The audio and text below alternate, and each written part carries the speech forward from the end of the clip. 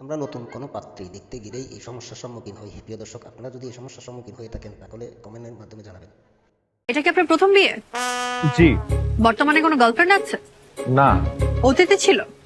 না, অতীত কোনোভাবে বর্তমানে প্রশ্ন করতেছে কোনো স্বাভাবিক মানুষের জবাব দেওয়া সম্ভব না। আমি কখনো কোনো প্রেম করিনি তাই। কেন প্রেম করেন? আপনার কি কোনো শারীরিক সমস্যা আছে? প্রশ্নগুলোর জবাব কোনো পুরুষের পক্ষে দেওয়া কি সম্ভব? প্রিয় দর্শক, আপনারা বলুন আর ভিডিওটি বেশি বেশি শেয়ার করবেন। উচ্চস্বরে কেন বলছেন? আপনাদের জন্য এই ভিডিওগুলো তৈরি করা। শুনতে পাবে। মানুষ শুনলে সমস্যা কি? আর তাছাড়া আমাদের কথা কেউ শুনছে না, সবাই নিজেদেরকে নিয়ে ব্যস্ত। তো আমি দেখতে পাচ্ছি যে কিছু মানুষ তাকাচ্ছে এখানে। কি অবাক করার মতো প্রশ্নগুলো করতেছে।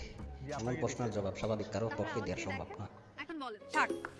আপনি আমাকে এতগুলো প্রশ্ন করছেন কেন? কারণ আপনি কানাডা থাকেন, অথচ আপনার গার্লফ্রেন্ড নেই, কখনো প্রেমও করেননি। এই ব্যাপারটা অস্বাভাবিক নাকি প্রশ্নগুলো অস্বাভাবিক? প্রিয় দর্শক, কমেন্ট করে বলবেন। আমি প্রেম করিনি কারণ আমি প্রেম করার মতো কাউকে খুঁজে পাইনি তাই। কারণ আমি পড়াশোনা নিয়ে ব্যস্ত ছিলাম।